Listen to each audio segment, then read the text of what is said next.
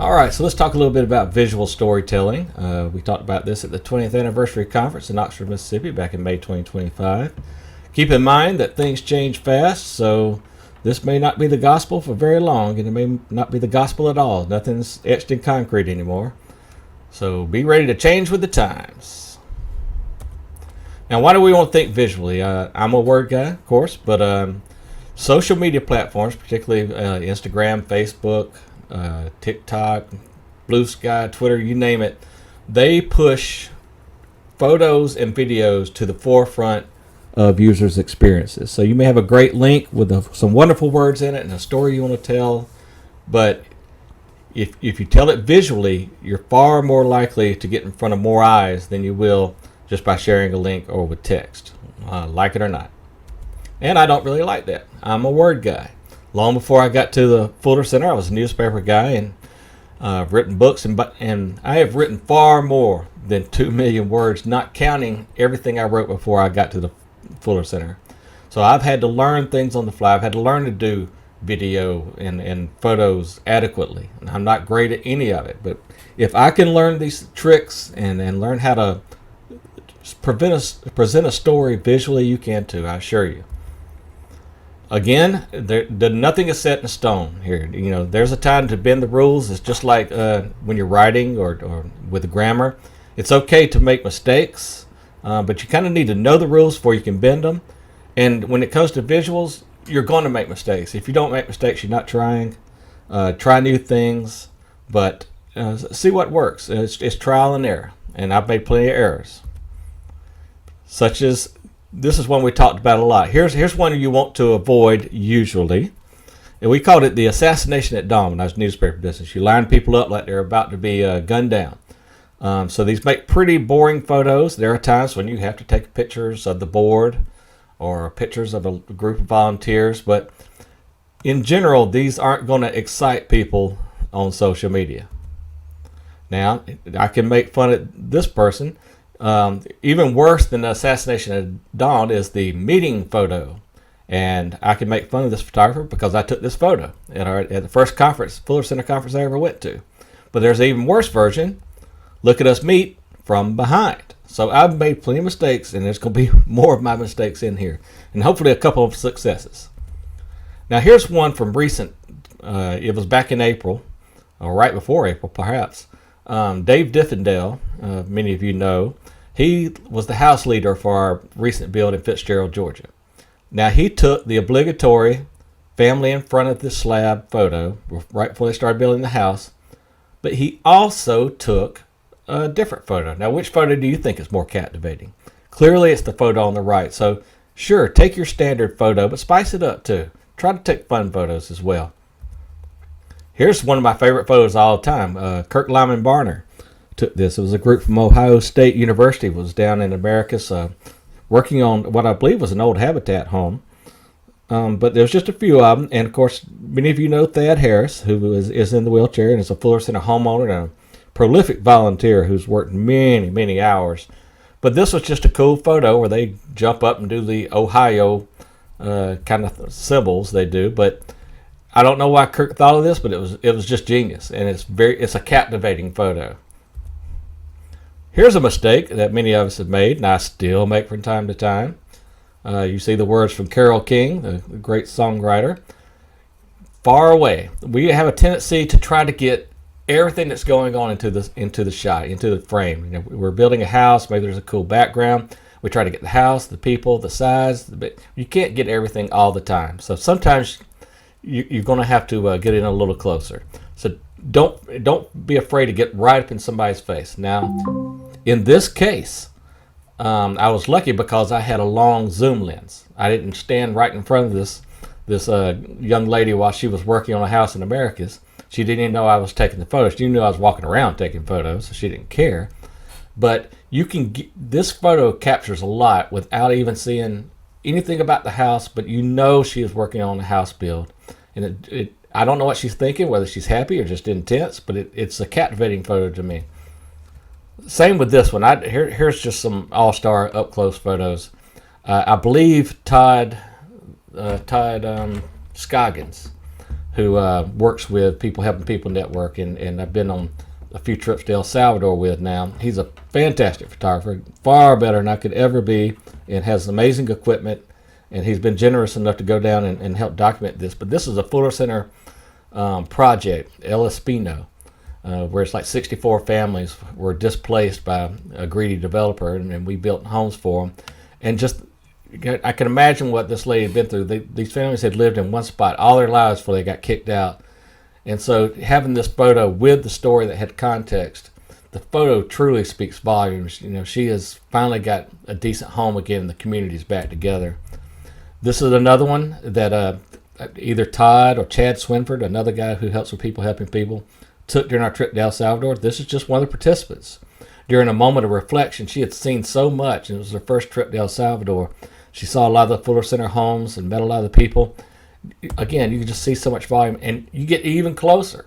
This was at the Prayer Tower in El Salvador. You can see I learned a lot from these two professional type photographers, this amateur I am. This tells me tons. I mean, the lady who has the cross bracelet on her wrist, she had just lost a husband recently. Before this was like 3 years ago.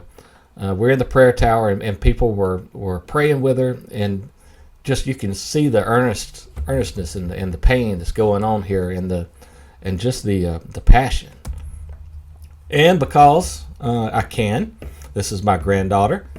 You might not be able to see it, but she's on my knee. But I just thought, you don't have to just apply some of these rules to your work. You can also apply it to your personal lives. Get some of these up-close faces of your kids and your friends and your family. All right, now we're going to have a pop quiz. What I want you to do is tell me what these next 5 images have in common. There's one, Millard and a lady down in Shreveport back in, I believe, 2007. Here's one of a girl in a El Salvador Fuller Center home. This was from a legacy build in McDonough, Georgia, back in 2012. This was from a Global Builders trip in Peru. And this is a advertisement we use a good bit. It was from a Global Builders trip to Nicaragua, back when we could still send teams there. So with this photo, this photo, this photo, this photo, this photo, what do they all have in common? None of them are looking at the camera. You don't always have to look at the camera, to have the subject look at the camera to get the best image. Because when the subject is looking at the camera, they're coming to you. When they're not looking at the camera, it's like you're going to them. You're going into their situation. It sucks the viewer in more than someone just looking at you. Here's another one of the main tricks that I use, and this is easy now. When I was in the newspaper business, we were working with negatives. You couldn't necessarily do this. We had to save every shot we could and not waste film. But now with new technology, you can take plenty of shots. I call it my rule of sevens, where I generally get one good image or one great image out of every 7 shots I take. Now each of these, the lady on the left was from West Point, Georgia. The lady at the bottom left was a tornado. She lost her family, her mother and father, in a tornado in Alabama. Rebuilt that during a legacy build. The middle shot, it was from a legacy build in Indianapolis. And, of course, the right-hand shot, again, because I can. That's my grandson playing baseball. I like to go to one game and take like 300 shots and take like the best 30 and share them. So you can see the intensity in his face. But, there's 6 shots that are not that good. So take plenty of photos. And here are a few, just some basics to remember. Pay attention to your lighting. You don't want people backlit. This is a perfectly fine photo, except that you can't hardly see the guy's face because the sunshine is behind him. And I've made this mistake many, many times. Likewise, pay attention to what's in your background. That's not an antenna growing out of his head. That's a light pole. Again, I've done this many times myself. Crop carefully.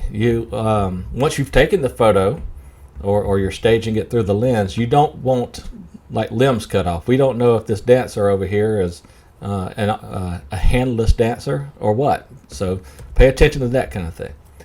Another is we've always thought, hey, everybody get in the middle. Let's make sure we take our pictures, everyone in the middle, so we have exact amount of space on the left, the same as on the right. You don't always need to do that. And this one was in Alabama at the Legacy Build. It was a record heat for October, so I was trying to capture the heat. I wasn't trying necessarily to feature this person on the roof. I was trying to capture the moment, and the moment was very hot. Here's another one I actually did by accident. I was in Ghana, in Africa, and this young lady played for the Mercer women's basketball team. They went over there to work with us back in 2013. And it's just interesting to me that she was putting the stucco on the walls, and the open window just looks out onto the countryside there in Ghana, which was very beautiful. So I thought that was just kind of a unique thing where she was not in the center, but it still draws you in. Now here's one that none of us took. One of the Global Builders teams or volunteers down in Peru at Machu Picchu. Clearly you don't want to stand in front of Machu Picchu, so you want to get the most interesting stuff in the photo. Now, you wouldn't believe how many people have built houses, how many covenant partners have built houses and did not even take one photo of the finished project. If you're going to do all that work, by all means, please take that photo and show everybody what you did. Now, here's a bit of a trick question. How do you think I got this troubled teen mother to pose with her baby for a story I was doing for the People Having People Network about a Christian home for teen mothers, pregnant teens, that helped them get the prenatal care they needed, and then for the first 2 years caring for them and their baby so that they both get off, so that the mothers get their lives back on track, and so that the babies get off to a good start. Now it seems a little intrusive right here. Well, here's the trick. These people aren't real. This is AI. I'm not particularly fond of AI, but it is here to stay. I'll never use it in my writing, but I will use it for images, particularly in a difficult situation like this where I couldn't very well take a troubled teen mother and say, hold your baby, I'm going to take a picture of you. So there are times to use it. I would use it sparingly. Again, these people right here are not real. They're invented by AI. They do not exist. So you can see what's coming in our world now. And one of the reasons you want to use it sparingly, now these are funny photos of Bigfoot back in the late 1800s, early 1900s. At least that's what the captions purported to claim. They were making, believe it or not, these were making the rounds on the internet and social media a few years ago, and people believed them. They're trying to hide this. No one's going to show you this.